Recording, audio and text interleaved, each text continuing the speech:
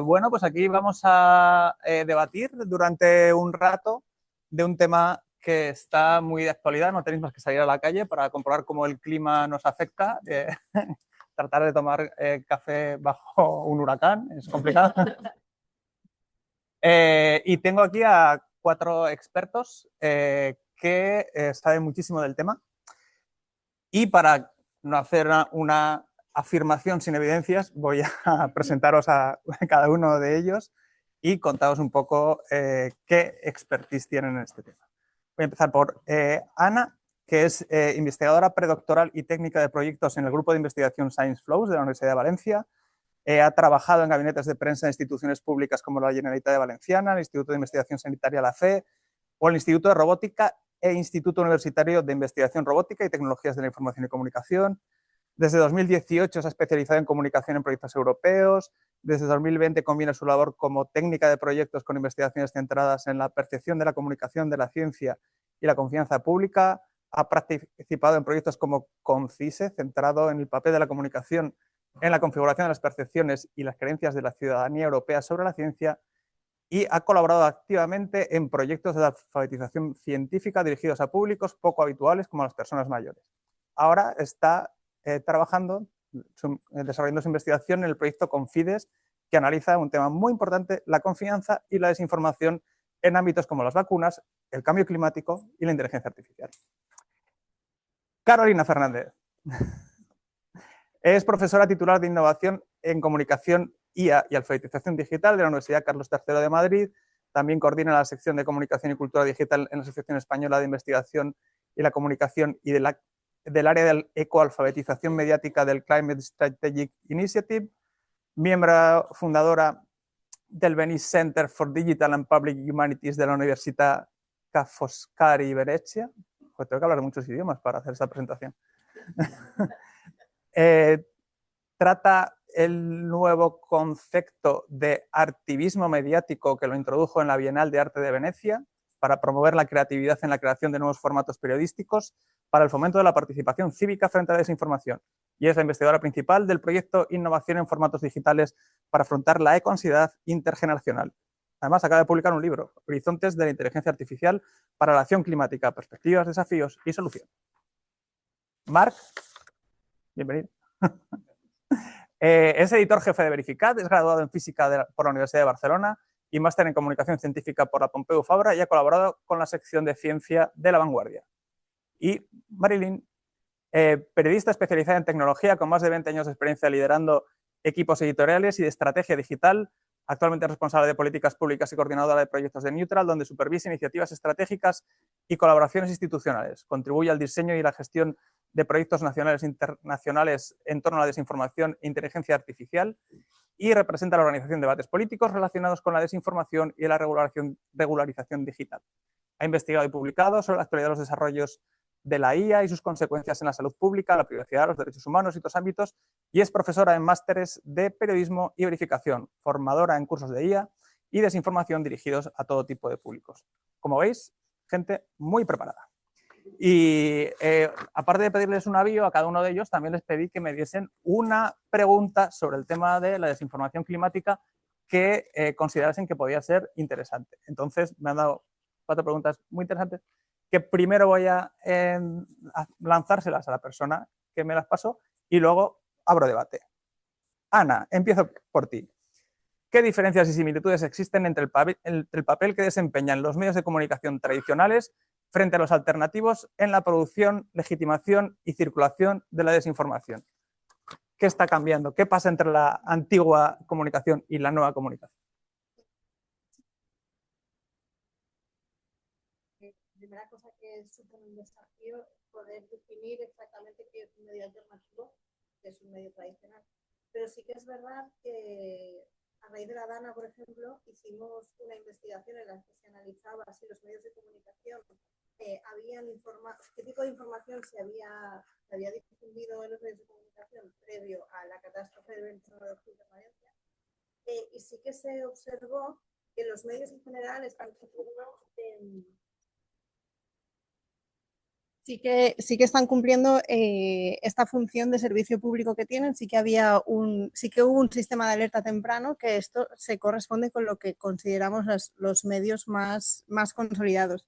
Además de eso, también hemos investigado cómo se difunde la información en momentos concretos, como es en momentos en los que hay alguna catástrofe, alguna tragedia concreta, y sí que vemos que, a pesar de que es cierto que en Twitter, como lugar donde más se difunde desinformación y donde es un nido de que te encuentras de todo, sí que es cierto que incluso en esos momentos la ciudadanía sí que tiende a consultar tiene mayor tendencia a consultar lo que son los medios tradicionales. De hecho, los tweets o la información que más se viralizó en esos momentos que se correspondía con medios que consideraríamos tradicionales, cabeceras consolidadas, que sí que son un referente. Entonces, desde ese punto de vista sí que podemos decir que los medios sí cumplen su función de servicio público. Ahora, también es verdad otra cosa. Se hizo un análisis también sobre el origen de la desinformación en Twitter a lo largo de 2023. Este estudio lo hicimos comparando los tweets que tenían más viralidad tanto en España como en Brasil. Fue un estudio comparativo que se hizo en asociación con una entidad de investigación en Brasil, y sí que vimos que es verdad que el 50% de la desinformación provenía de lo que consideraríamos medios alternativos, pero también es verdad que había un 26% que se correspondía también con medios que podríamos considerar tradicionales. Entonces, aquí lo que sí que observamos es que al final sí que existe una función diferente, pero también esto tiene que conjugarse con cómo los algoritmos van jugando sus papeles dentro del ecosistema mediático en el que estamos. No sé. Sí, sobre esto, Marilyn y Marc, que estuvisteis siguiendo la ola de desinformación que tuvimos durante la DANA, ¿qué percepción tenéis de qué os encontrabais si veíais mucha desinformación en lo que serían medios tradicionales? Claro, luego también, yo no sé, hay medios tradicionales, medios alternativos, y luego una masa de no medios que funciona también en redes sociales y que igual también haya mucha desinformación ahí. No sé qué me podéis contar.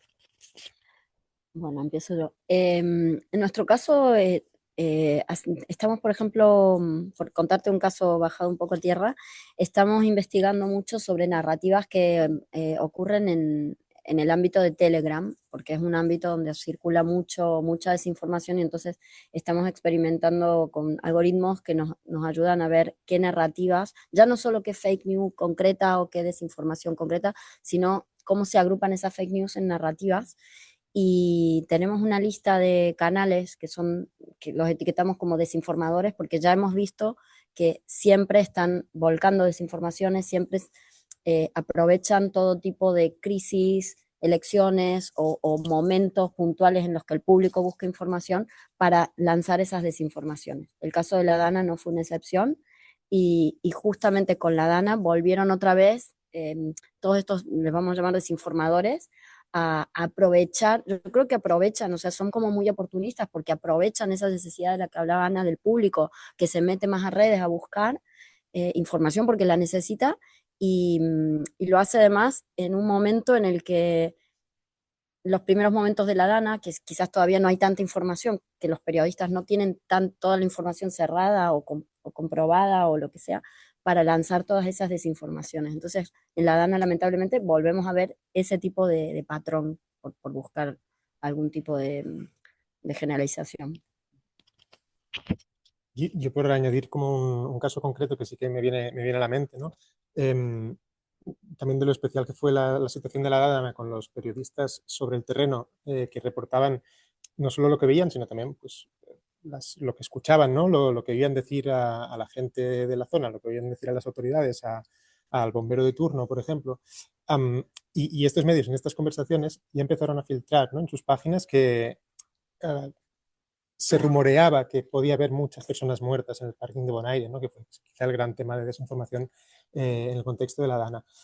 Esto lo vimos también, lo vimos metido en las páginas de algunos grandes medios, justo por esa ese despliegue sobre el terreno, esa rumorología que apareció en el mismo terreno, fruto del no saber, ¿no? En esas primeras horas qué es lo que había, qué es lo que había que esperar.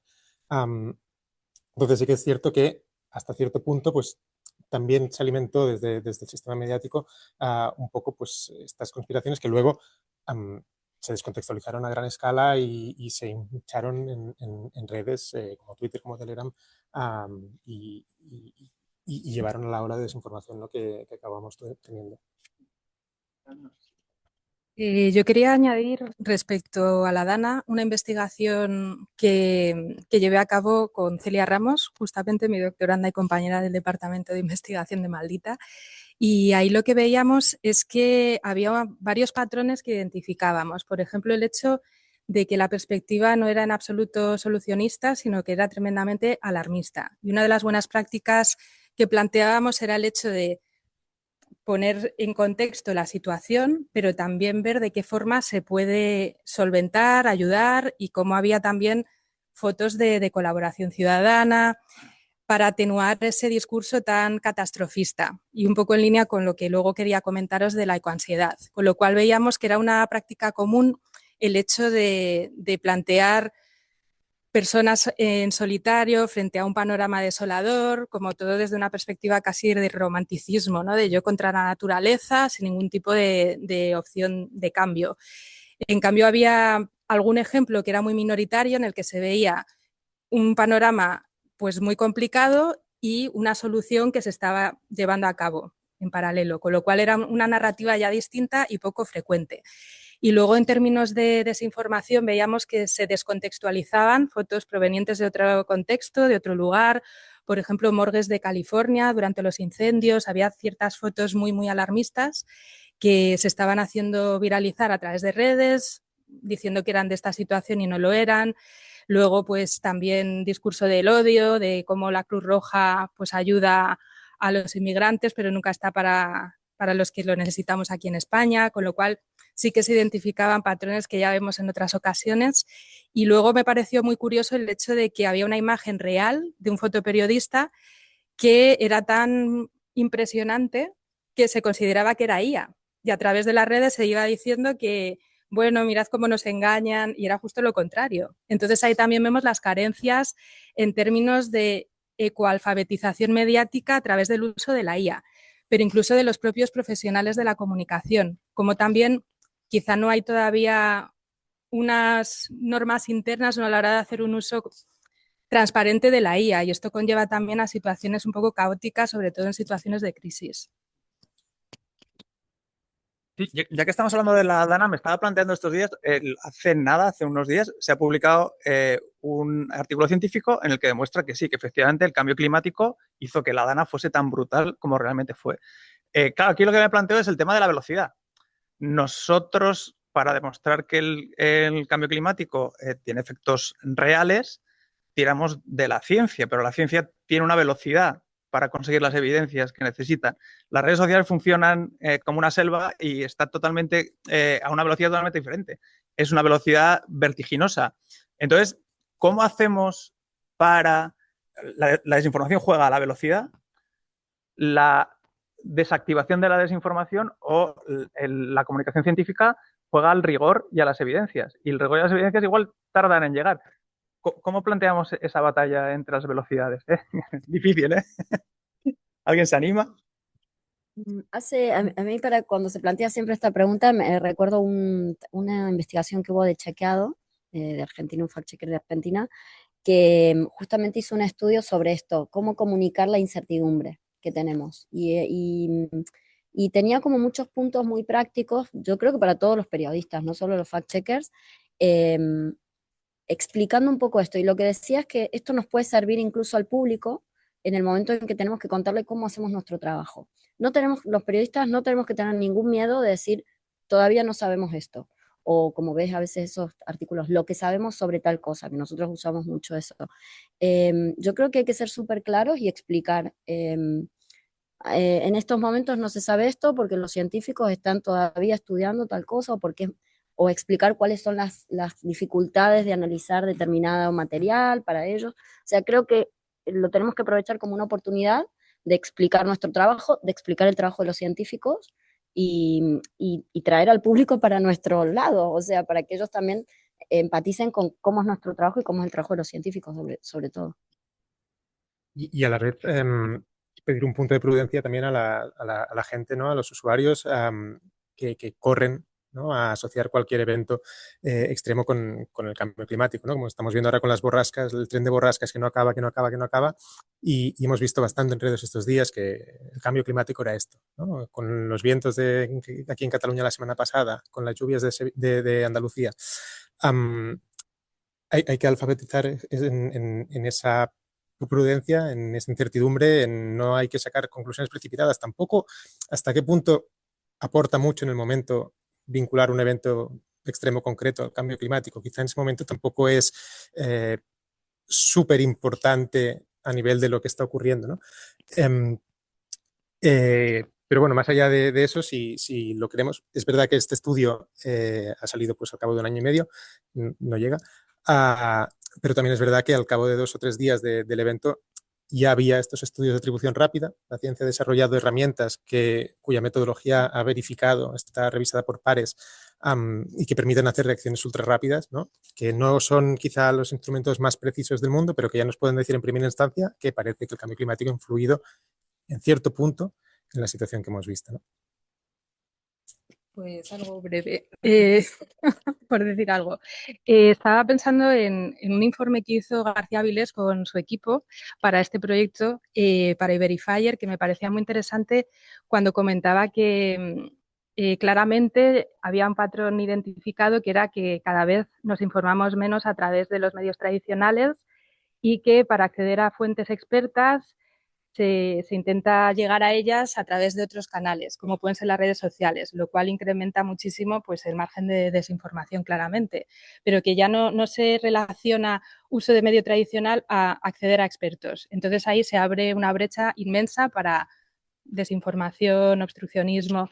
Entonces ahí sí que la segmentación del mensaje por edad, por perfiles, si ya sabemos que va a ser a través de las redes un canal de acceso bastante mayoritario, cómo desde nuestro lado poder informar teniendo en cuenta los segmentos de la población para poder diversificar y poder facilitar que información de calidad realmente llegue también a través de esos canales. Esa parte es importante y quizá todavía no está del todo trabajada. Tener expertos propios de los que nos podamos fiar, porque ahí hemos visto que también los falsos expertos, pues ahí es otra vía pues muy complicada, ¿no? Para poder combatir toda esa desinformación.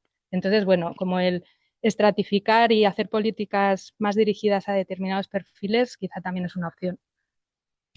En relación a lo que estabas diciendo ahora de los diferentes públicos, estaba pensando, bueno, nosotras hicimos en septiembre una consulta ciudadana en la que participaron 100 personas y uno de los temas de debate era precisamente el cambio climático.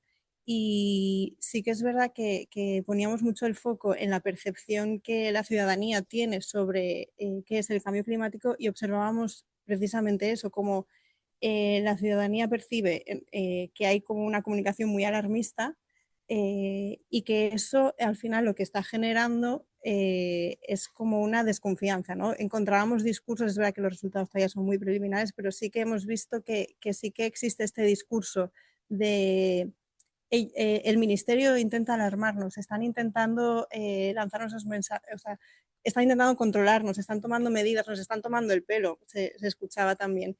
Y veíamos sobre todo que al final el problema que hay detrás de esto es esa desconfianza que se está generando en realidad porque al final se percibe como ellos y nosotros, ¿no? Y sí que veíamos que lo importante que es al final por la propia estructura de la comunicación hoy en día, hay muchos públicos, muchas formas de comunicarse y es muy importante llegar a cada uno porque al final toda esta comunicación va a estar mediatizada por nuestros propios sesgos y los sesgos de cada uno.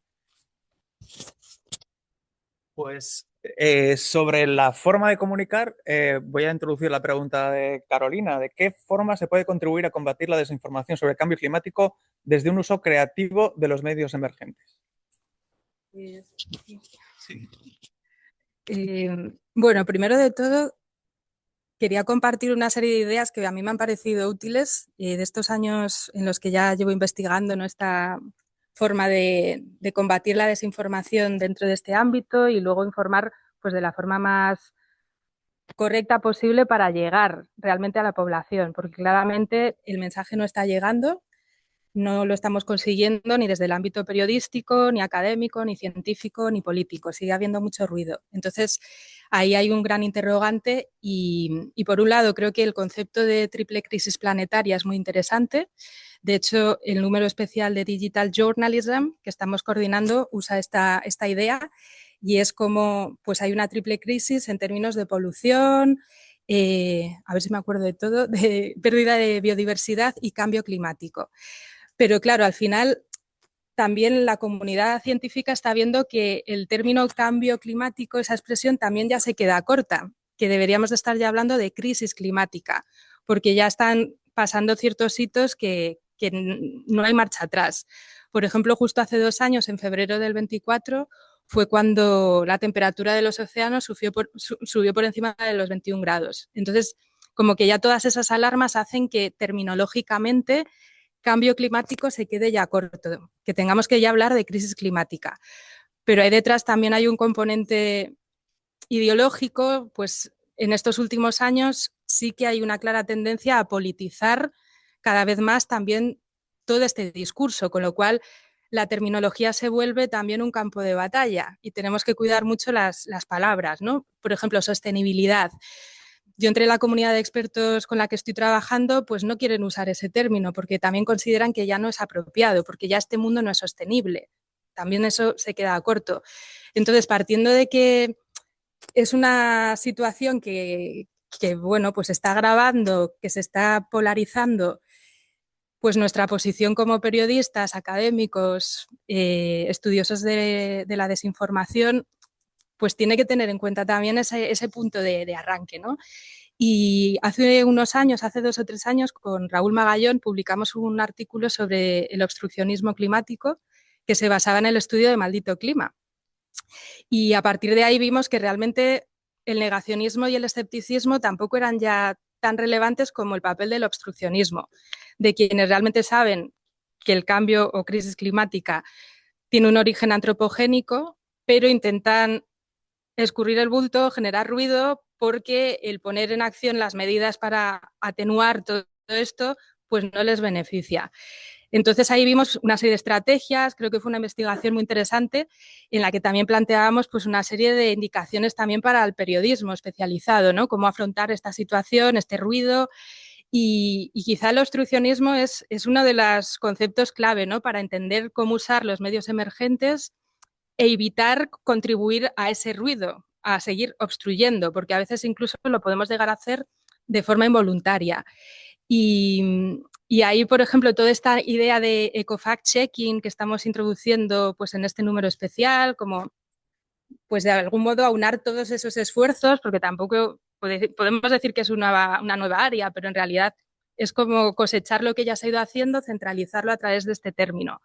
Y ese número especial creo que tiene bastante valor en ese sentido, ¿no? En ver cómo desde la desinformación climática podemos entender tendencias, podemos ver también de qué forma estamos contribuyendo a generar más ruido dentro de este obstruccionismo, a fomentar sin querer a veces incluso la ecoansiedad, que este término también creo que es muy relevante, es el hecho de que pues hay una parálisis colectiva en la que de algún modo pues ya no son solo los jóvenes, es un fenómeno intergeneracional que está muy vinculado al obstruccionismo, ¿no? Hay como una parálisis, un inmovilismo y es difícil desbloquear por miedo, por rabia, incapacidad y todo esto está avanzando desde hace casi 15 años, ya se ha puesto sobre la mesa este término, se está empezando a considerar como una enfermedad mental y bueno, en España al menos el 10% de la población considera que lo ha sufrido alguna vez.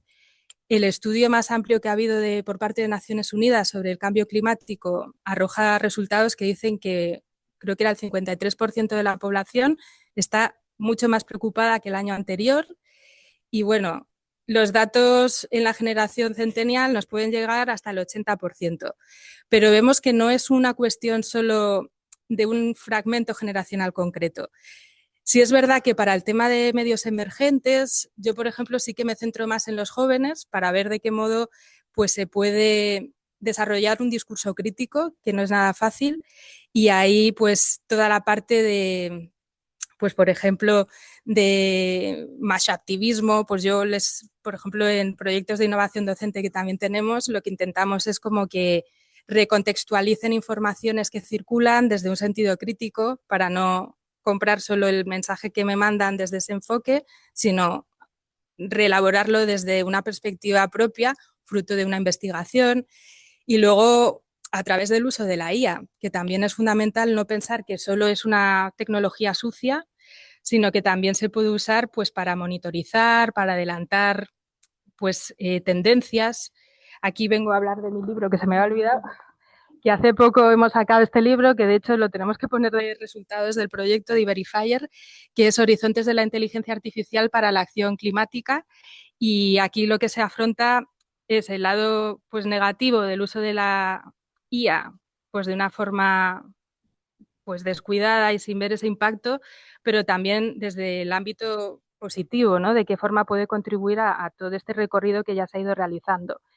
Y ya por último quería hablar de la ciencia del atribucionismo, que creo que para el ámbito de la desinformación pues también es un punto muy relevante el hecho de que se está cuantificando el impacto de, bueno, pues de todas igual estas compañías, ¿no? Petrolíferas que desde los años 70 saben realmente cuál es el impacto que genera su producción y su nivel de producción, y se han hecho como que no sabían nada, y hay estudios que ven que desde el principio se sabía, y cómo realmente ya se cuantifica el impacto que tienen esas determinadas decisiones en determinados contextos concretos, y se puede llevar a juicio.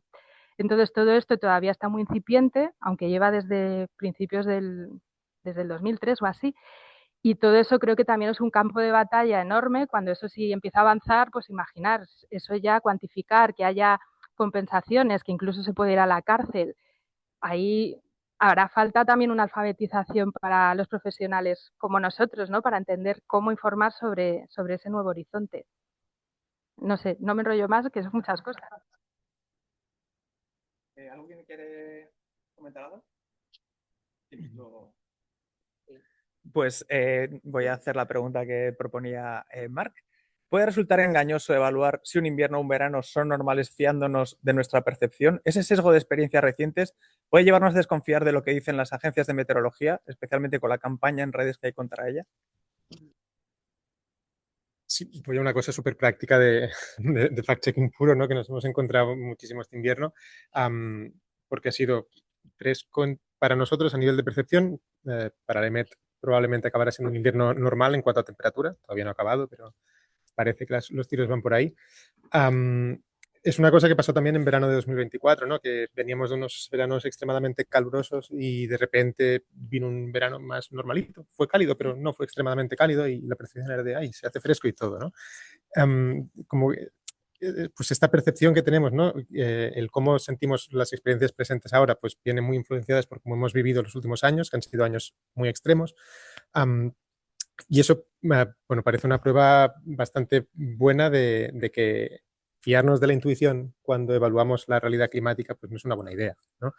Y es curioso porque justamente esto es lo que quieren vender, digamos, los agentes de la desinformación, ¿no? Es una de las de los grandes mantras de la desinformación, es cree solo lo que ves, ¿no? Fíjate solo de tus ojos, olvídate de lo que dicen las fuentes oficiales, olvídate de lo que dicen los estudios, abre los ojos y mira, ¿no? Y al final, pues esto ya sabemos que no es una herramienta viable, pero estas últimas experiencias nos están demostrando que obviamente no, bueno, pues que vemos un mundo totalmente sesgado, y que por lo tanto la importancia de los datos es capital.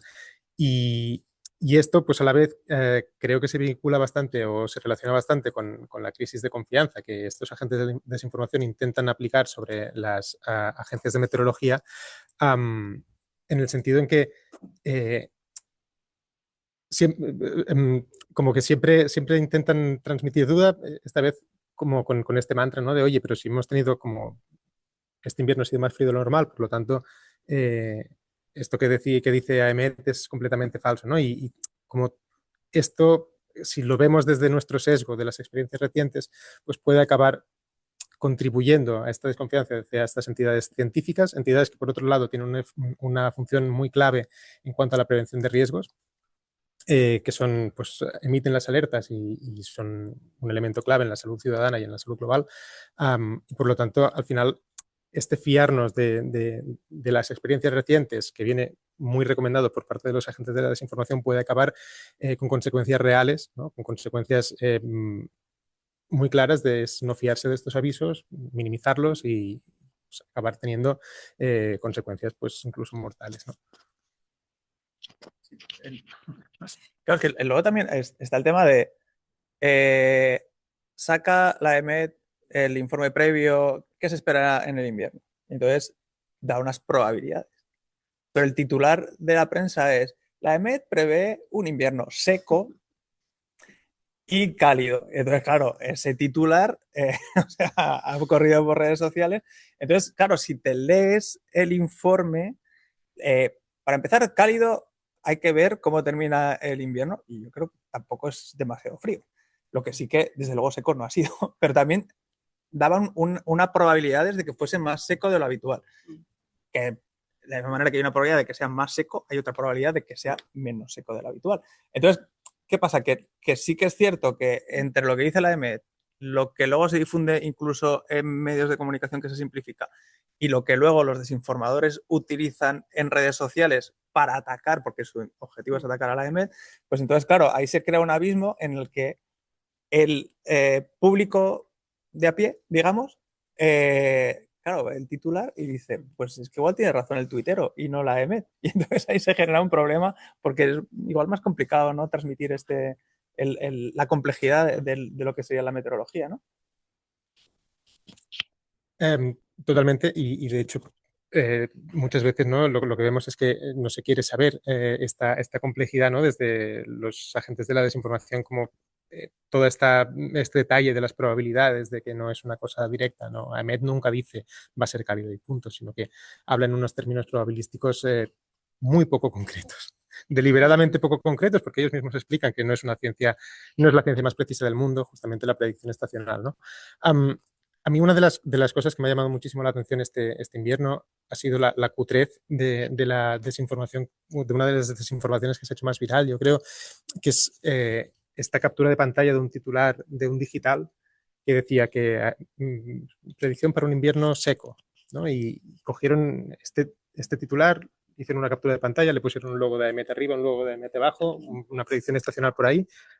Y esto al final pues acaba rulando en esta gente que está convencida porque ya tiene calado el mensaje, ¿no? Pero como dices, pues acaba generando un ruido de fondo que junto a los titulares poco afortunados que hemos podido ver en prensa, que tampoco explican esta complejidad, pues acaban dibujando una imagen que sí que parece que justo, ¿no? Que AEMET no acierte nunca, ¿no? Entonces, bueno, pues es toda una situación de no querer explicar la complejidad y que justamente quizá lo que nosotros hemos de hacer es el contrario, es poner en valor esta complejidad, ¿no? La ciencia climática es compleja, la ciencia es compleja, el mundo es complejo. Las explicaciones sencillas nunca siempre nos van a satisfacer, pero nunca van a explicar bien el mundo. Entonces hemos de poner en valor esta complejidad y quizá esto también es el reto, cómo vendemos, ¿no? Esto. Perdón. Como enseñanza, yo también estaba pensando esto para la mesa y me acuerdo mucho de la COVID y creo que lo tenemos que usar como una enseñanza para lo que fueron los periodistas de ciencia en ese momento, que de repente nos dimos cuenta, primero, que no teníamos muchos periodistas de ciencia en muchos medios. Allí en la COVID surgieron un montón que ahora están funcionando muy bien y que luego han logrado secciones enteras y tal.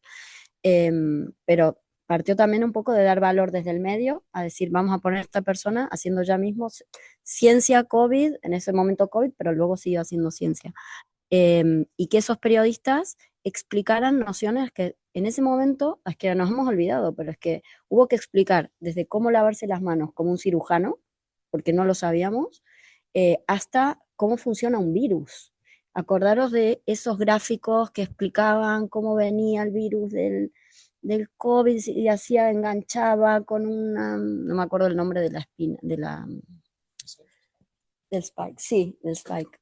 pero que en ese momento todos teníamos muy clarísimo, porque bueno, nos iba la vida en ello, pero también fue gracias a un muy buen trabajo periodístico y a una dedicación también desde la parte de la dirección de los medios y desde todos como sociedad, en que dijimos, vamos a escuchar lo que nos dicen estos periodistas científicos.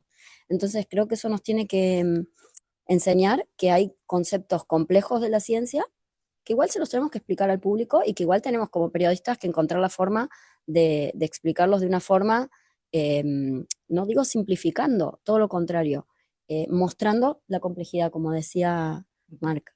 Creo que eso nos puede dar un buen punto de aprendizaje, de dónde sacar lecciones.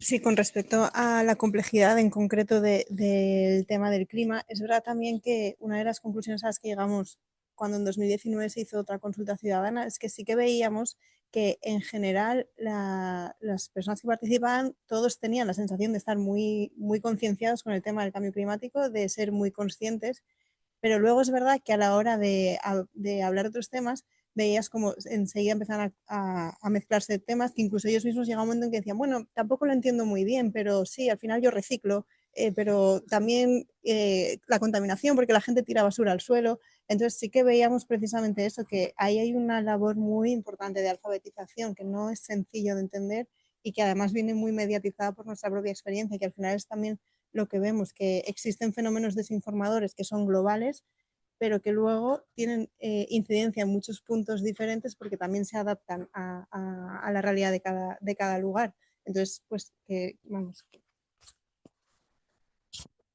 Bueno, pues vengo con más complejidad, porque la pregunta de Marilyn ¿cómo podemos distinguir entre desinformación y debate democrático legítimo cuando las narrativas sobre la crisis climática y sus soluciones combinan hechos reales con dudas razonables sobre costes, empleo o viabilidad tecnológica?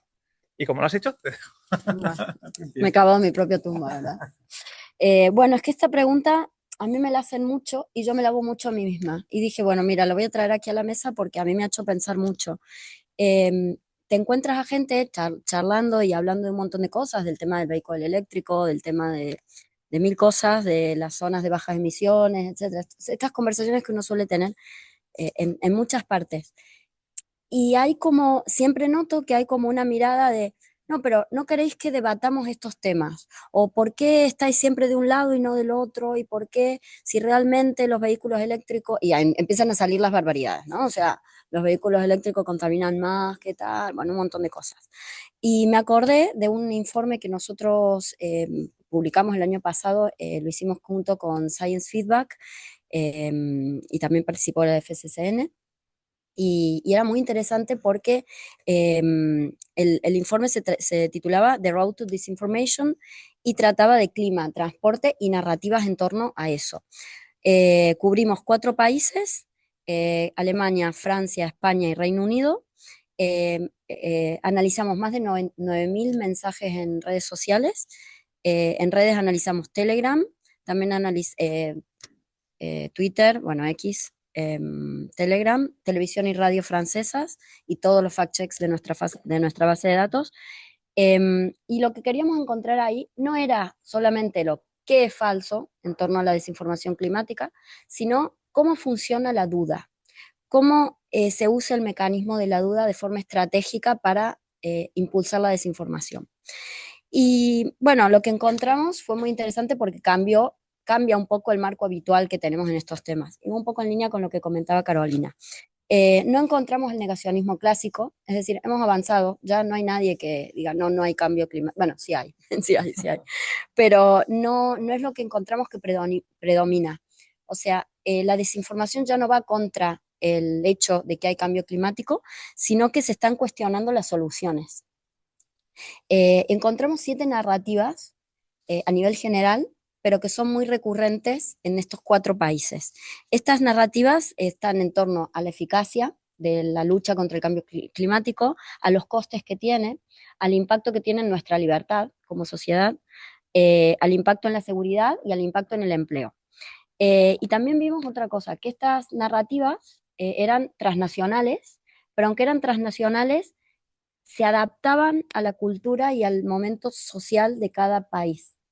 Entonces, por ejemplo, en España se referían al miedo y al control. Se hablaba, en España las que predominaban eran, por ejemplo, narrativas falsas sobre coches con baterías que explotaban, que no era verdad, o sobre el control en el sentido de el gobierno lo hace porque te está quitando libertades y está poniendo una zona de bajas emisiones para que tú no circules, y el mito de la ciudad de los 15 minutos y toda esa cosa.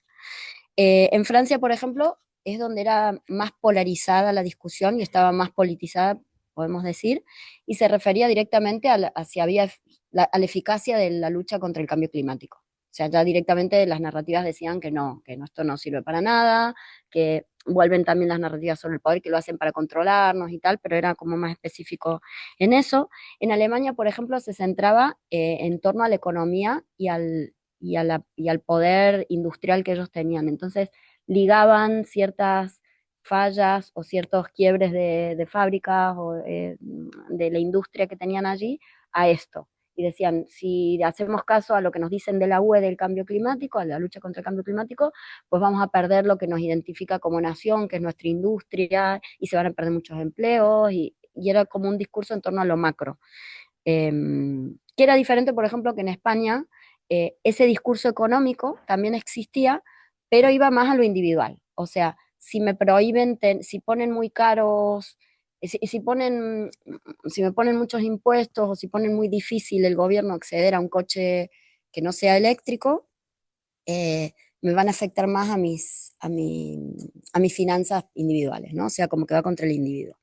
Entonces lo que encontramos eran estos marcos narrativos recurrentes, pero que se adaptaban a cada contexto político. ¿Y qué pasa con nuestro estudio? En nuestro estudio, por ejemplo, nosotros no estamos etiquetando como desinformación cualquier crítica que se hace a este tipo de medidas, porque todo el cambio, toda la transición energética que trae el cambio climático es un tema muy grande que la sociedad tiene que discutir y debatir. Es decir, no está todo definido como para que digamos, vamos a informar esto y esto es así y esto es así. No, hay muchos espacios de debates en los que la gente también quiere discutirlo. A ver, ¿qué me están diciendo? ¿Que es verdad que las baterías de los coches eléctricos implican un montón de minería extra que no teníamos prevista y que eso va a influir más sobre el cambio climático, etcétera?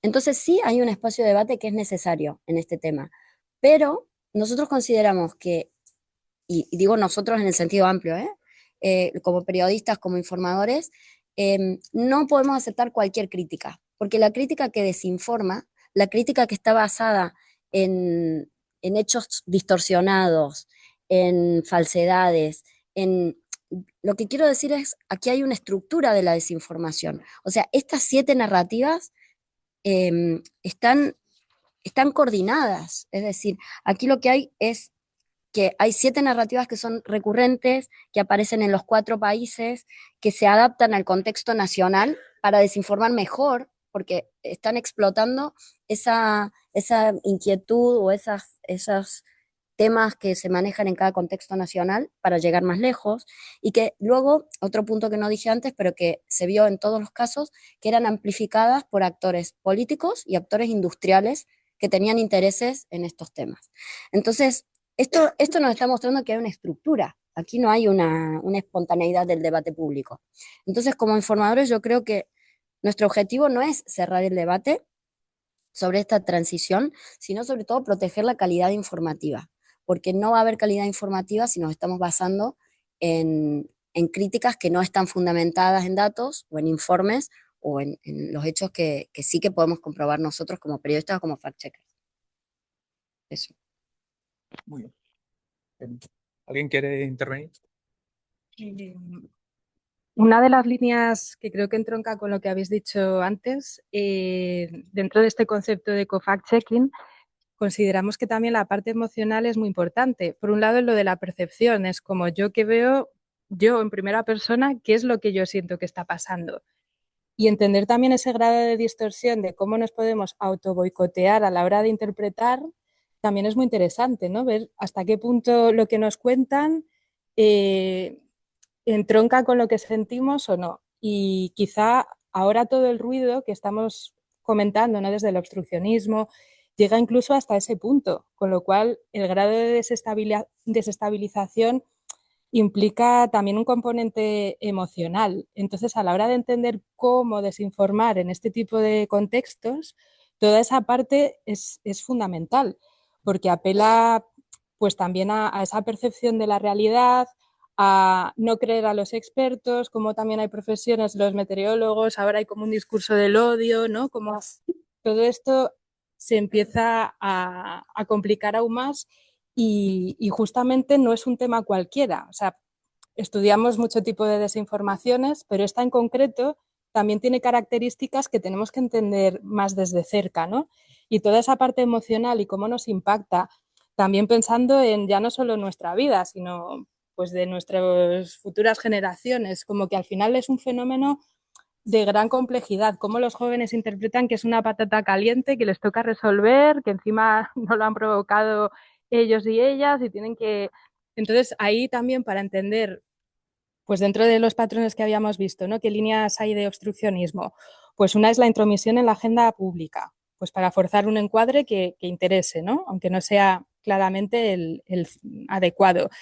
Favorecer el descrédito acerca de esas acciones. Entonces, justamente en ese punto, toda esa parte emocional y ese discurso del odio dirigido es muy importante. Y luego, por supuesto, influir en la toma de decisiones, pero que quizá en estos estudios que estamos llevando a cabo y que estamos buscando alianzas también con más investigadores pues a escala global, porque es un fenómeno también que no solo se queda aquí, y también quizá debemos de publicar en inglés, ¿no? Porque al final también hay temas que tratamos que no se quedan solo en lo que sucede a nivel local, nacional, y toda esa parte pues es la que queremos entender, ir identificando tendencias, patrones y también fenómenos específicos de este tipo de desinformación. Y la parte emocional creo que entronca mucho con toda esta idea de coansiedad. No sé si... ¿no? Sobre lo que comentáis de que el negacionismo puro y duro está a la baja, yo coincido totalmente, yo creo que ya es algo residual, pero sí que me da la sensación de que cuando hay un fenómeno especialmente dramático que se puede ligar con el cambio climático, sí que hay una estructura de reacción que consiste en decir, el cambio climático no tiene nada que ver. La Dana, porque no estaban tiraron las presas o porque no avisaron a tiempo, los incendios del pasado verano, es porque querían hacer proyectos de minería y fíjate el pirómano, este es el cambio climático y sacan al pirómano detenido. Entonces es como, vale, no vamos a pegarnos por convencer a la gente de que no existe el cambio climático, pero cuando sucede algo realmente dramático tratan de desviar la atención totalmente para no tratar de evitar ligar el cambio climático con ese fenómeno que realmente afecta directamente, es muy dramático y lo que decías tú, puede tocar la fibra del público general. Entonces, si consiguen desvincular esa consecuencia tan dramática del cambio climático, ya no dan la sensación o rebajan la sensación de urgencia de luchar contra esto que está provocando estas consecuencias tan dramáticas. No sé si tenéis vosotros también esa sensación o me lo estoy inventando. A raíz de lo que estabais contando, sí que estaba pensando que quizá uno de los titulares que sacaríamos de la consulta que hicimos en septiembre y que como precisamente fue en Valencia, es verdad también que uno de los temas de debate era la información sobre el cambio climático y de forma espontánea es verdad que prácticamente en todas las mesas de debate, que eran 15, se habló de la Dana. O sea, sí que existe esa conexión, o sea, la gente sí que fue capaz de hacer esa conexión a pesar de que no fue una narrativa predominante en el momento de máxima difusión de la información. Y luego también es verdad eso que estabas diciendo, cuando comparábamos los resultados de la consulta ciudadana que hicimos en octubre de 2019, ahí sí que la verdad lo que es las narrativas relacionadas con el negacionismo climático no existían. Sin embargo, ahora sí hemos encontrado narrativas que evidentemente es lo que estabas diciendo, no hay nadie que diga el cambio climático no existe, pero sí que es verdad que se escuchaban frases como yo no creo en el cambio climático, pero me preocupa el medio ambiente. Y luego las siguientes afirmaciones que se tendían a hacer iban un poco en esta línea. Me preocupa el cambio climático, o sea, me preocupa el medio ambiente, no creo en el cambio climático, y relacionado con no creo en el cambio climático estaba como la sensación de que nos intentan meter muchas cosas dentro de lo que es cambio climático, que creo que está relacionado con lo que estabas diciendo antes de este debate público que realmente es necesario y que además creo que está ligado a cómo informamos a cada sector de la población de qué medidas hay que tomar. Y luego, por último, también existe, yo creo, por lo que veíamos, esta sensación un poco de impotencia, de los ciudadanos estamos tomando medidas, los ciudadanos tenemos que dejar de entrar en determinadas zonas con nuestro coche, pero luego ellos qué, ¿no? Claro, volviendo a esta narrativa de la élite, de los políticos, incluso a veces los científicos, son la élite que nos están impidiendo a nosotros cuando en realidad esto es, necesita más acción, que es simplemente, y también otra vez volviendo a lo de antes, que yo separe, porque también está esta complejidad que creo que es bastante complicado.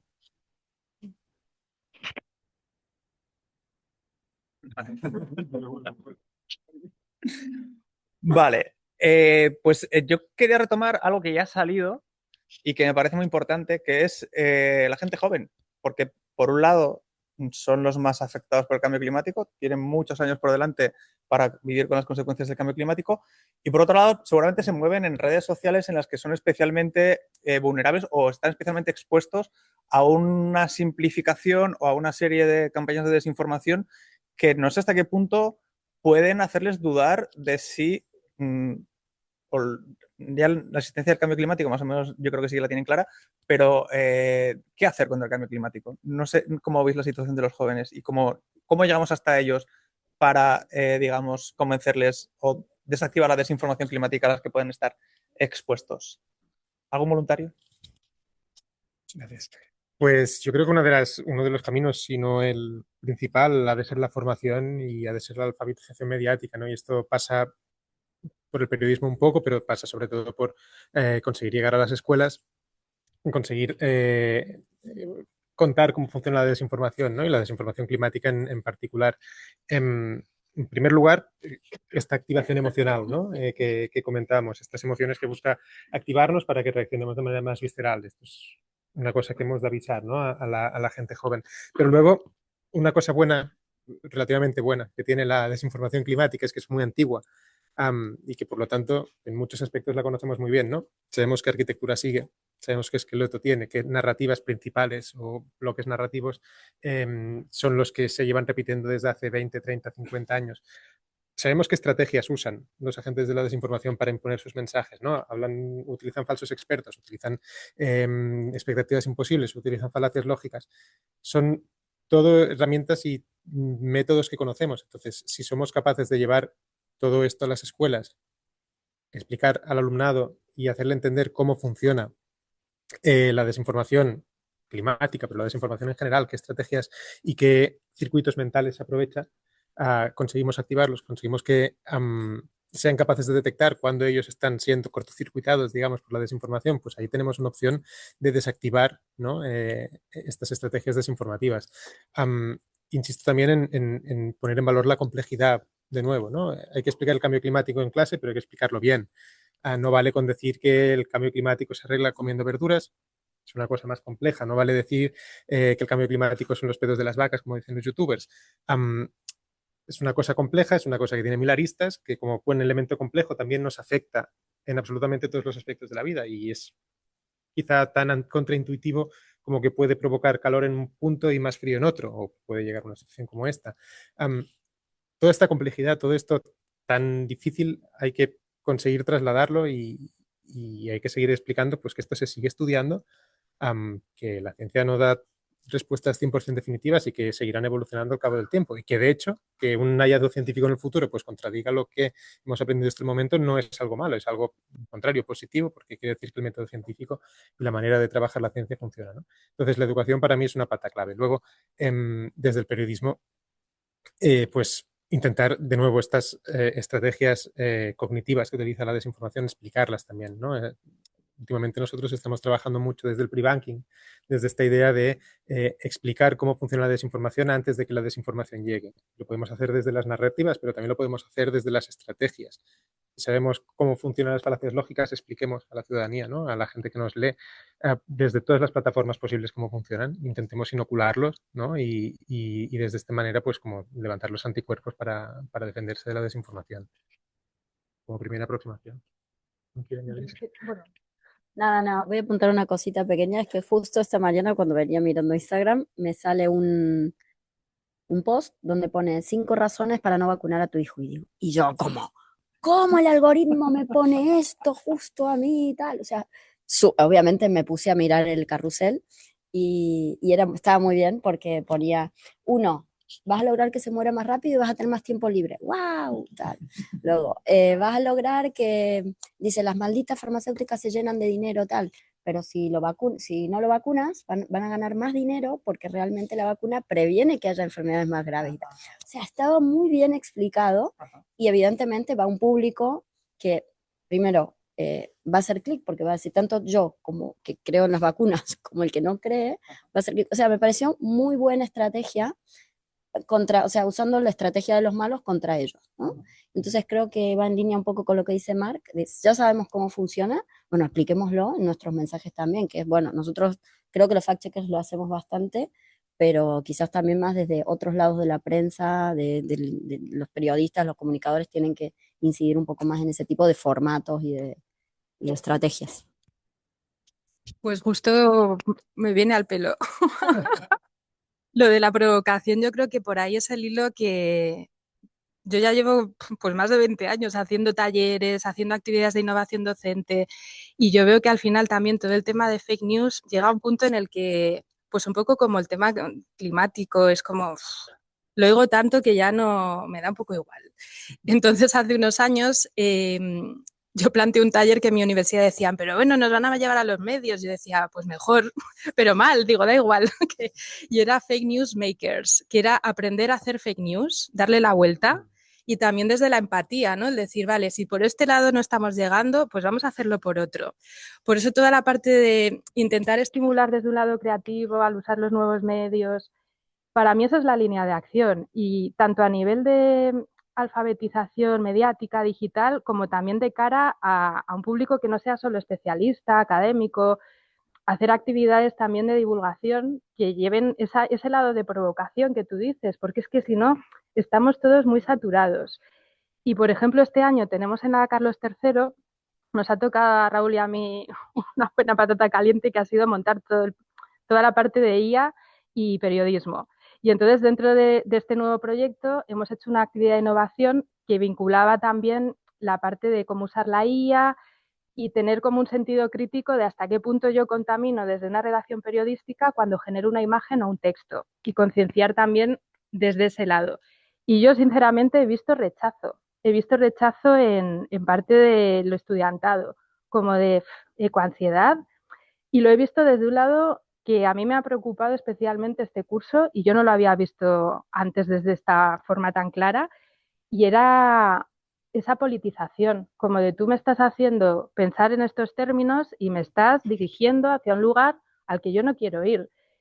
Y todo esto haciéndolo desde una perspectiva lo más aséptica, objetiva. Y claro, ahí también hay veces que surge el dilema de, claro, como periodistas, como fact-checkers, hasta qué punto podemos ejercer una cierta presión para que sea algo que cambie, ¿no? Para que los políticos se impliquen de algún modo. Entonces creo que quizás hace unos años no teníamos esa situación como ahora, en la que quizá hay que tener un discurso muy elaborado cuando te encuentras hasta en esa situación. Y hay veces que igual no sabes cómo plantearlo, ¿no? A mí como profesora me quedé un poco parada, ¿no? No me lo expresaron abiertamente, pero yo intuí que iba por ahí ese rechazo, ¿no?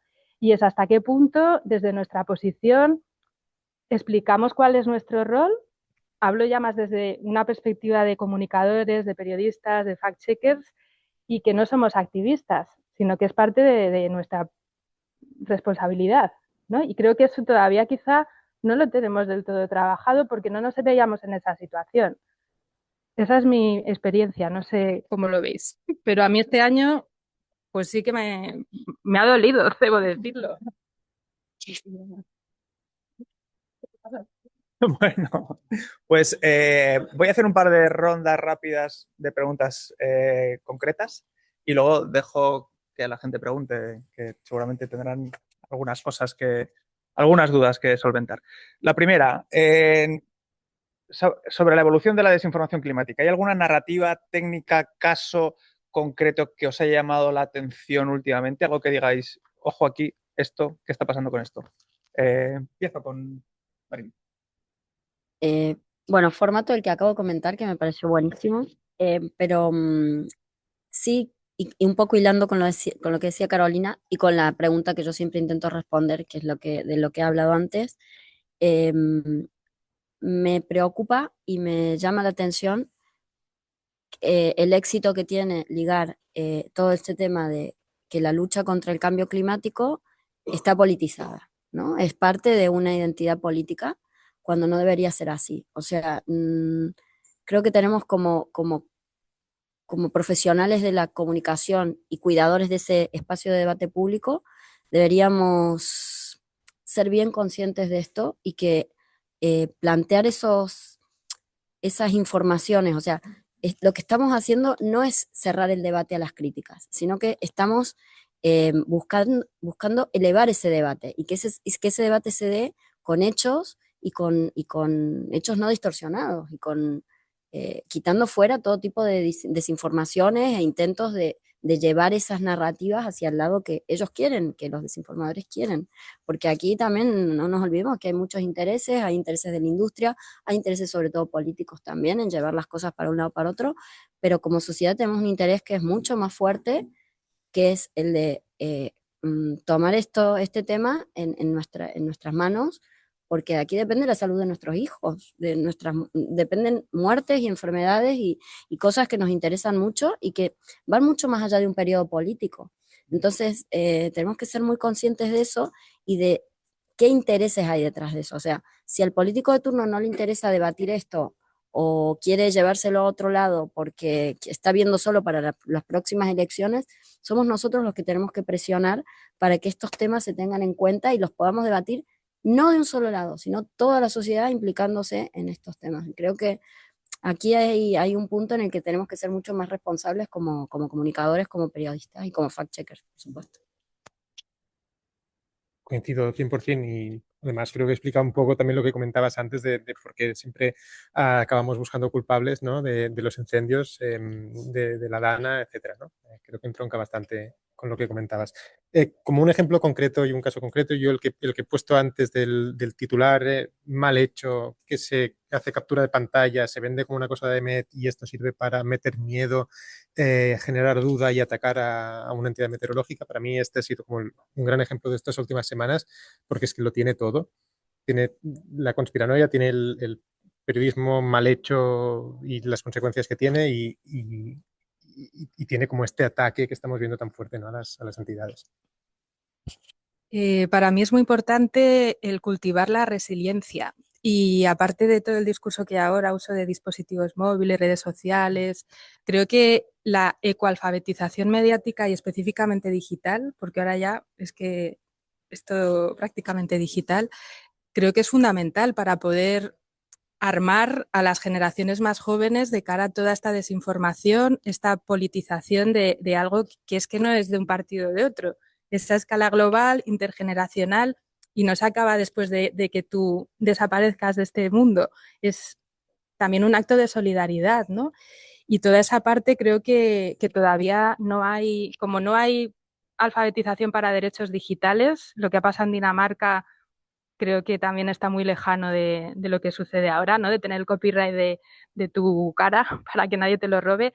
Toda esta parte creo que es fundamental que se valore como una necesidad básica y se entronque también con toda esta lucha de alfabetización y mediática y digital que ya parece que empieza a cobrar más importancia. Pero esa perspectiva ecológica es fundamental y también que como expertos de comunicación seamos conscientes del impacto que tiene lo que realizamos a través de los medios de comunicación, porque creo que tampoco hay una ecoalfabetización dentro de las propias redacciones, de cómo economizar en recursos, principalmente con el uso de la IA. Creo que ese es un eje absoluto de acción, el ver el impacto y para que luego la desinformación no tenga tanto calado, ¿no? Desde, bueno, lo que más nos ha impactado últimamente, después de las investigaciones que hemos hecho, yo creo que son las narrativas desinformadoras, cómo de sofisticadas son, o sea, cómo lo que hablaba ya Naomi Oreskes en el libro de los mercaderes de la duda, cómo se está cumpliendo y cómo estas narrativas son cada vez más sofisticadas y están sobre todo orientadas a generar desconfianza, a generar el inmovilismo del que hablábamos antes, a generar esa desafección y esa sensación de ellos contra nosotros. Creo que eso es como la parte que más últimamente impacta. Muy bien, pues como ya estamos en tiempo, Raúl quiere preguntar.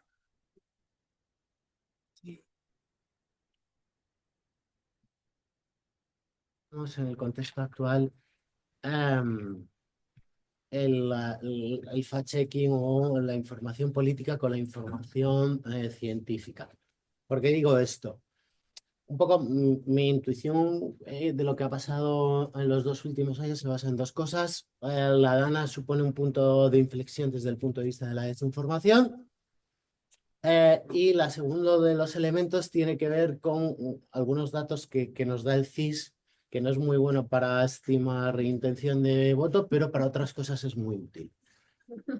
Y es que si vemos la percepción de los problemas de los españoles, el cambio climático de repente subió mucho como uno de los principales problemas para los españoles, pero ahora se encuentra, y que va con cosas que habéis dicho, se encuentra en un momento muy bajo. Si preguntas, es un problema para los españoles, pero si preguntas individualmente, la respuesta es superior. Es decir, para mí sí es un problema. Igual no es un problema grande para España o no es de los problemas más importantes, pero para mí sí que empieza a tener importancia. ¿Por qué digo esto?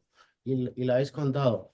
Porque yo sí que veo que el debate del negacionismo ya se va extinguiendo y ahora estamos en otro tipo de debates. Y creo que en la misma idea con lo que ha pasado hoy las inundaciones, creo que va a ser complejo distinguir entre la desinformación climática y la desinformación política, porque la desinformación climática cada vez va a estar más vinculada a las políticas públicas. De ahí vuelvo a hacer la pregunta, ¿cómo combinamos el discurso científico y el discurso político? Es que no es que estén más combinados, es que es el mismo tema, o sea, es un tema político el cambio climático, porque hay que, o sea, aquí lo que Sí, se ha no, visto... pero por argumentar, sí, pero me refiero al discurso político. El discurso político va mucho más allá del discurso climático. No sé si estáis entendiendo el matiz. No sé si te entiendo. Yo lo que creo es que lo que no hay que plantearlo es de un lado político, o sea, que no sea tema de un grupo político y que el otro grupo no quiere hablar porque piensa que está politizado. Y si me estás hablando de cambio climático es porque tú tienes un interés en hablar de cambio No, climático. es claro, la cuestión es que estoy hablando de políticas públicas, que creo que es el debate que viene ahora, de cómo afrontar el cambio climático desde la toma de medidas de políticas públicas. Y es un matiz distinto, no sé si me estáis siguiendo. Yo creo que respecto a la investigación que hicimos en este último lustro, lo que publicamos no lo podríamos publicar igual ahora, porque nosotros nos centrábamos mucho en el periodismo especializado, el obstruccionismo, el periodismo especializado, y tenía como un enganche mucho más directo con toda esa perspectiva científica. Y sí que yo considero que en este último lustro se está convirtiendo en algo mucho más político, y yo entiendo tu pregunta en el sentido de, claro, es un fenómeno mucho más amplio que simplemente ese enfoque político, cómo se cubre desde el periodismo y cómo se cubre a la hora de intentar entender cómo se desinforma.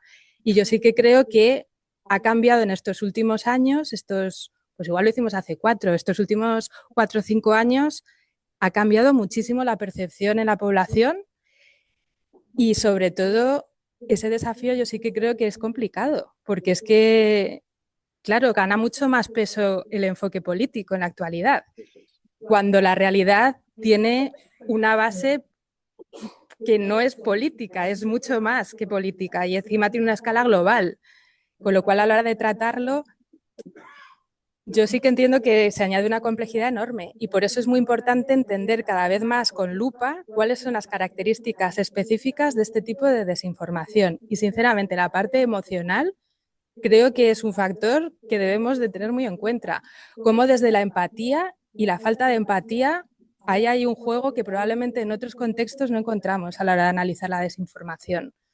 Y tenemos muchas claves que descifrar todavía. Pero yo sí que creo que entiendo ese punto de que no es igual que hace... No, me refiero, por ejemplo, a que ahora cuando hablemos de catástrofes y de desinformación climática, eso va a estar unido a el estado de las carreteras, va a estar unido a determinadas políticas públicas, y eso es un discurso político que ya va más allá del discurso científico tradicional. A eso me refería. Y eso no tiene que ver con el negacionismo, sino tiene que ver con otra hibridación. Sí, por aportar nosotros esto, o sea, lo empezamos a ver incluso antes de la DANA. Tuvimos aquí en Barcelona las elecciones de municipales del 2023, en las cuales el tema climático fue un tema clave en estas elecciones, porque justamente por lo que decías de las políticas públicas, ¿no? Aquí se hicieron una serie de acciones, se hicieron unas propuestas de ejes verdes, se hicieron unas propuestas de cambio en la movilidad, de reducción de vehículos privados, de implementación de la zona de bajas emisiones, etcétera. Entonces, en toda la campaña de que nos llevó a las elecciones municipales, el clima estuvo allí. En la mayoría de debates tuvo un bloque propio y, por lo tanto, lo que hicimos fue integrar a las redactoras de clima, de cambio climático, las integramos dentro del equipo de política. Y desde ese momento no han salido. Porque desde ese momento nos dimos cuenta, y poco a poco el tiempo pues, nos ha ido dando la razón, ¿no? Y quizá la DANA fue ya la eclosión de todo, de que no se puede desvincular una cosa de la otra, de que van íntegramente relacionadas, y que esto efectivamente supone una serie de desafíos extra, que también es que todo el mundo ahora quiere jugar la bandera del cambio climático, ¿no? En las elecciones municipales, por ejemplo, vimos que la entonces alcaldesa Ada Colau defendía las medidas que había hecho, abanderando que ella llevaba la lucha climática por bandera y se apropiaba prácticamente de esta lucha climática. En cambio, algunos otros candidatos pues, decían que esas acciones que había hecho no tenían tanto impacto en cuanto a salud pública, no tenían tanto impacto en cuanto a crisis climática, ¿no? Entonces hubo ahí en esos debates, como se vio muy bien cómo la ciencia se integró en el debate público. Y bueno, de hecho, una de nuestras verificaciones más vistas y que tuvo mayor impacto tuvo que ver justamente con cómo se habían reducido los niveles de contaminación, de polución de NO2 en la ciudad, ¿no? Entonces, a partir de ahí, pues esto sigue, y yo te digo que nuestro equipo de clima ahora no es un equipo independiente, sino que está integrado dentro de la redacción política también. Es que yo eso, por ejemplo, no sé si te lo aclaro, pero a eso me refería cuando te decía que ya no hay negacionismo clásico, sino que hay desinformación en torno a las soluciones. Y eso, por ejemplo, en el estudio que nosotros presentamos, que hablaba yo antes, se veía en Francia, por ejemplo, en el caso de, lo diré, de las narrativas de emisión de las zonas de bajas emisiones. Se decía, por ejemplo, una de las desinformaciones iba como: las zonas de bajas emisiones no sirven para nada porque unos años antes de que se instauren ya venían bajando las emisiones en las ciudades. Esa es una de las desinformaciones. Entonces, esa desinformación no está negando el cambio climático, simplemente está cambiando el foco de dónde son las soluciones. Y lo que se vio era que ese foco le venía mucho mejor a ciertos intereses industriales de la industria que a otros, a ciertos grupos económicos que a otros, por ejemplo. Entonces, y ahí voy a lo que dices tú, que también estás viendo que ya no hay una narrativa, una desinformación centrada en el negacionismo clásico, sino que estamos como en otro nivel, ¿no? Y yo creo que va un poco por ahí. Muy bien. Ramón, creo que también quería preguntar. No quiero que esto se alargue mucho, pero es que me lleva rondando una pregunta largo tiempo con todo lo que habéis hablado, que me ha interesado muchísimo, he tomado bastantes notas. La pregunta es muy sencilla, la voy a luego apuntalar un poco. ¿Por qué es tan difícil informar periodísticamente de lo que ocurre con lentitud? ¿Vale? El cambio climático es probablemente el ejemplo paradigmático de lo que sucede muy lentamente. Pero hay muchos más ejemplos. Por ejemplo, el envejecimiento de la población y la caída de la natalidad. Es una cosa que ocurre lentamente, pero que tiene unos efectos devastadores. Por ejemplo, algo de más corto plazo, la difícil sostenibilidad de las pensiones. Esto ocurre lentamente, se demora décadas, en comparación con lo otro es mucho más rápido, pero al producirse tan lentamente es muy difícil informar bien. En cambio, el periodismo tiene una naturaleza incidental, una naturaleza donde lo último que ha ocurrido, si tiene una cierta espectacularidad, rápidamente se puede informar de ello. Por lo tanto, la pregunta, desde vuestra experiencia, vuestra reflexión, ¿cómo se puede informar bien periodísticamente sobre asuntos que ocurren con lentitud? Bueno, esto ya es como un poco filosófico, Ramón, ¿eh? Te estás pasando un poco, ¿no? Es súper interesante y yo creo que aquí un poco, bueno, quiero pensar que la respuesta la tenemos en cuando intentamos dar contexto a lo que decimos. O sea, evidentemente es muy fácil cubrir el aquí y el ahora con un hecho, con los hechos puntuales de algo, una actualidad de última hora, ¿no? Por ejemplo, un accidente, pasó esto, pasó lo otro, tal, damos los hechos y ya está, no damos el contexto. Pero en toda información que tú das, y tú lo sabes perfectamente, tú estás aportando un contexto, porque tú eliges unas palabras que no eliges otras, eliges un punto de vista, etc. En estos tipos de informaciones de largo plazo que dices tú, eh, es muy difícil porque esas cosas que van sucediendo, yo creo que tú tienes que ligarlas a un contexto en el que todavía no estás muy seguro, porque la ciencia tampoco eh, es decisiva y no da datos, o sea, necesitamos ver muchos informes y necesitamos dejar pasar el tiempo para que se den unos datos, eh, pero de alguna forma los periodistas sí que le queremos dar un contexto. Y esto yo lo veo cuando estaba pensando también en cómo cubrir el tema del cambio climático. ¿Qué hacemos en el caso de otros tipos de informaciones complicados y delicados, por decir algo, ¿no? Sensibles de cubrir? Por ejemplo, violencia machista. ¿Qué se ha dicho qué se ha dado de consejo por parte de los expertos cuando cubrimos temas de violencia machista? Pues no quedarse en el dar ha muerto una mujer o han matado a una mujer, tal, no sé qué, sino también hablar del contexto que implica eso. O sea, no decir no denunció, sino decir, contar por qué las víctimas normalmente les cuesta mucho denunciar, incidir un poco en eso. O sea, ahora sí que lo estamos viendo más, pero hasta hace poco tiempo solo se decía el hecho, se decía, la mataron en tal sitio, no se decía la mataron, se decía murió, pero bueno, ese es otro debate. La mataron en tal sitio, a tal hora, en tal localidad, van tantos muertas en el año, tal, pero no se daba un poco el contexto. Después, ahora no estamos, cuando ha habido más corresponsales, no corresponsales, sino responsables de género, que se les llama ahora en las redacciones, se ha empezado a hablar un poco más de todo lo que es, todo lo que rodea a una muerte por violencia machista, que nunca es, o sea, esa es la parte final. Esa mujer ha sufrido una serie de cosas que le han hecho llegar a ese momento, que le han hecho no denunciar, que le han hecho... Luego también informamos sobre cómo tratamos desde las políticas públicas, ahora sí, ese tipo de violencia, que no es una violencia, y explicamos por qué no es una violencia como otras. O sea, para mí la respuesta está en el contexto. Nos falta a veces el contexto o nos equivocamos en el contexto que estamos dando. La baja de la natalidad, por ejemplo, que se habla ahora muchísimo en todo el mundo. Yo leo la prensa de otros lugares y también se está hablando de esto, porque no está muy claro o no podemos ligar a una sola causa por qué hay baja de natalidad. Por la precarización de la... Bueno, unos dicen eso, otros dicen que otro estudio que ha señalado también que en las sociedades más avanzadas hay más baja de natalidad, o sea que curiosamente no está tampoco ligado a un tema económico, a un tema de bienestar social, aparentemente. Entonces, es muy difícil sentenciar y decir, se debe a esto. O sea, este hecho pequeñito, o sea, o este hecho puntual, se debe a esta gran causa, ¿no? Creo. Estoy opinando desde lo que me parece. Bueno, muy brevemente añado un punto de mi punto de vista también.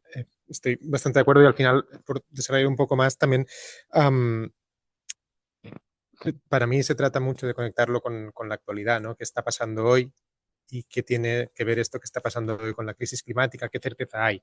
¿No? Siempre partiendo de certezas lo más absolutas posibles, digamos, en base a los informes del IPCC, por ejemplo, tal, ¿no? Pues si sabemos, por ejemplo, que las sequías, bueno, las sequías es un tema más delicado, pero si cogemos las olas de calor, que sabemos que van a ser más frecuentes, etcétera, etcétera, pues cuando tengamos una ola de calor podemos hablar de la crisis climática desde este punto de vista, ¿no? Si aparece un mosquito tigre en un punto de Islandia que no debería haber aparecido y hay cierta certeza de que llevamos unos años que se está expandiendo porque las temperaturas suben, podemos explicar qué impacto tiene el cambio climático en esta casuística concreta, en este gancho de actualidad, ¿no? Yo creo que hablar de la actualidad y vincular, aprovechar esta actualidad para encontrarle el enfoque climático es una de las cosas que podemos hacer para hablar de él. Y sobre lo que decías, comentabas en la pregunta, ¿no? De que es complicado hablar de temas que avanzan lentamente, ¿no? El otro día comentaba con una compañera que me decía que también hay ahora negacionistas de la crisis de biodiversidad, que niegan que exista una crisis de biodiversidad, y ella se preguntaba si habría un negacionismo para cada tipo de impacto climático, ¿no? Y quizá lo que nos falta justamente es esa imagen clara de qué quiere decir este impacto climático, ¿no? La crisis climática cuesta imaginársela con un impacto concreto, pero en cambio, por ejemplo, no hay ningún negacionista de la sequía, porque la sequía todo el mundo la vio, ¿no? Ya no se meten con que la sequía no exista, se meten con que la causan algunos agentes externos, ¿no? Pero no hay un negacionismo directo sobre eso. Entonces, quizá coger esos impactos tan claros y ver qué relación tienen con el cambio climático, pues puede ser una manera de tocar este tema. También desde la opinión absoluta. Estoy de acuerdo con Marilyn, que creo que es una pregunta muy filosófica y que la respuesta también creo que va un poco por ahí, que cuando hay que cubrir eventos o fenómenos que son de tan larga duración, impacto y con un ritmo tan lento, al final eso requiere un prisma muy interpretativo y para poder llegar a ese tipo de aportación individualmente lo veo imposible. O sea, ahí sí que yo creo que el periodismo tiene que nutrirse de una colaboración, de una alianza con expertos interdisciplinares. Y a nivel científico, antropológico, sociólogos, no puedes hacer una cobertura de calidad desde el ritmo que tienes en la redacción y lo que se te presupone. O sea, sí o sí, esas coberturas requieren una interdisciplinaridad y un equipo con, no sé, una perspectiva mucho más amplia. Esa es la visión que tengo. Solo como complemento a lo que estabas diciendo también, otra cosa que creo que es importante es la especialización dentro de las reacciones, que es también complicada, pero que al final necesitas a alguien que pueda haber esa necesidad que decías de que abordarlo desde diferentes puntos de vista y ser capaz de detectar los diferentes especialistas dentro de cada campo que son capaces de aportar esa visión global y de contexto del cambio climático en concreto. Quería llevar un poco a Debate, sí, sí. También decir que un problema filosófico, porque no es un problema periodístico, no es un problema de los seres humanos. Porque yo vengo observando que se estuvieron tratando todos esos temas en los medios durante mucho tiempo, están ahí, pero nunca lo verás en las noticias más vistas del día, ¿no? Yo creo que es algo intrínseco a las personas humanas, tal vez por motivos biológicos, de evolución o lo que sea, de que nos preocupemos por lo inmediato, seguramente de una manera más rápida, y que lo otro, pues ya veremos, ¿no? Cuando me va a suceder o no. Entonces, siempre que hay estos debates de si los medios son los que llegan o son las audiencias las que llevan a los medios, yo siempre intento buscar una postura un poco intermedia, ¿no? Que hay una responsabilidad también de los lectores, ¿no? Yo recuerdo estar en la redacción durante muchos años diciendo, a ver, ¿qué ponemos aquí mañana para que nos lean? O sea, estábamos pensando en qué le iba a interesar a los demás, no que nosotros alimentáramos eso. Entonces, estoy de acuerdo con quienes han dicho que es un problema filosófico, creo que es un problema de las personas, no del periodismo. No, a ver, ojo, que no estaba culpabilizando. No. Creo que es. Sí, ¿Y cómo hacerlo bien, no? No, es que yo creo que se hace bien, y aunque lo hagas bien, lo vamos a leer menos. Bueno, no, pero era recogiendo, Juan, de lo que acabas de decir, que yo creo que el foco al final me parece la pregunta es muy interesante y muy pertinente, pero al final el foco estaba ahí en el emisor. Y yo es que creo que hay un problema absoluto en la recepción y creo que hay grandes ejemplos de periodismo que antes nos hacía. Tú has hablado ahora de la violencia también, de la violencia machista. Creo que hay grandes reportajes, pero tremendos y de todos los formatos. Pero ahí hay una recepción que es la audiencia, que le está llegando a nivel emocional un montón de algoritmos, un montón de scroll que no le llevan ni a terminar nunca un artículo, un reportaje completo. Es que terminar un reportaje, que te ponen ya los tiempos de lectura, se está convirtiendo en un reto. Entonces, a ver, o sea, yo creo que hay grandes ejemplos, creo que hay un periodismo muy interesante que se está haciendo ahora, por ejemplo, en todo lo que tiene que ver con el cambio climático, pero el problema es cómo conectas con esa audiencia, con esa persona que se tiene que quedar. A ver, un reportaje de este tipo lleva un tiempo, un procesamiento, una lectura que no puedes estar con el WhatsApp a la vez que con... Y yo creo que ahí el equilibrio es... Un coste económico. Claro, porque tú como, efectivamente... Ellos saben que eso no va a ser mayoritario. Saben que van a vivir luego del clic de los demás y que esto va a quedar ahí como cosa de calidad que tenemos y tal. O sea, va a ser para la gente minoritaria. Ahí lo teníamos bien claro, ¿no? Como país. Ángel, ¿quería intervenir? La provocación de... Sí, claro, que es muy pertinente además, ¿no? Porque estamos, y también en la discusión, y nosotros ahora estamos en medio de sobre clima. Pues sí, estás... Bueno, Te estoy poniendo la me cámara. rindo, toma, me rindo, Un ¿no? informe. ¿Qué es la diferenciación entre la meteorología y la climatología? Y aquí estamos hablando de climatología, no de meteorología. La EMET no habla de cambio climático, habla de previsiones a 1 año, a 2 años. La crisis climática, que creo que es el término que debemos usar más que el de cambio climático, como han hecho además muchas instituciones y muchos medios, no se explica con unas inundaciones o con una sequía, porque al año siguiente no tienes inundaciones o no tienes sequía e inmediatamente usas el contrafáctico para decir, bueno, es que esto no es cierto, claro. Y esa es la dificultad que tú apuntabas.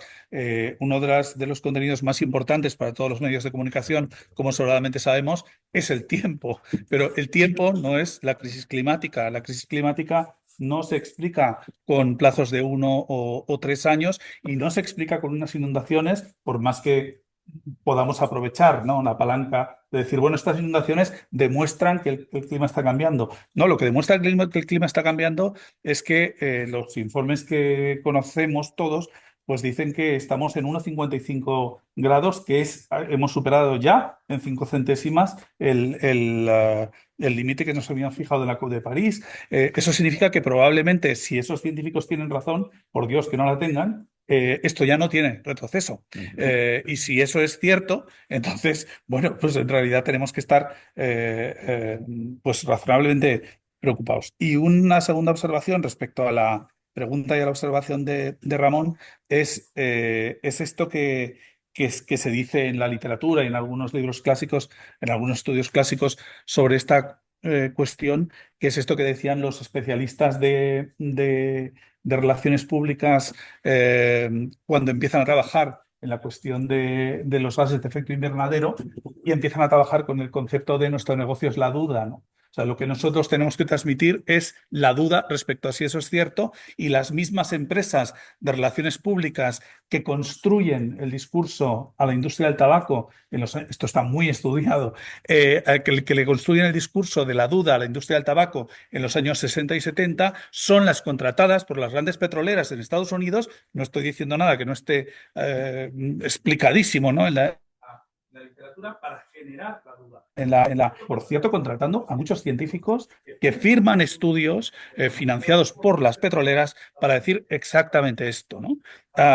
Por lo tanto, mi pesimista observación respecto a lo que dice Ramón es si realmente la maquinaria del periodismo es capaz de sobreponerse a la maquinaria gigantesca y multimillonaria de las relaciones públicas que está haciendo este trabajo para las grandes petroleras y para los países más implicados en esto. Solo quiero recordar, ¿no?, que las últimas COP se han celebrado en Azerbaiyán, en Emiratos Árabes Unidos, En Brasil, que es el quinto emisor del mundo en gases de efecto invernadero, aunque podamos relacionarlo más con otras cuestiones, y que la próxima COP se va a celebrar a medias, ¿no? Entre Turquía y Australia es uno de los grandes blockers de los procesos, aparte de unos grandes emisores que sigue quemando carbón para producir electricidad, uno de los grandes blockers de las decisiones de las COP en los últimos años, ¿no? Bueno, ¿por qué están consiguiendo celebrar, controlar, ¿no? Como ha hecho Azerbaiyán, por cierto, en la anteúltima, ¿no? Las decisiones de las cumbres del clima. O sea, contra lo que está luchando el periodismo y contra lo que tiene que luchar el periodismo con una enorme dificultad es contra uno de nuestros grandes némesis, ¿no? En la comunicación pública y en la lucha por el interés público, que es el gran negocio de las relaciones públicas, manejando y gestionando este problema en el espacio público. Ya le he puesto. Bueno, pues me alegro de que la mesa redonda se haya expandido, se haya convertido casi en una mesa esférica, que haya podido participar todo el mundo. Pero ya estamos, se ha terminado nuestro tiempo, así que nada, muchas gracias por vuestras aportaciones.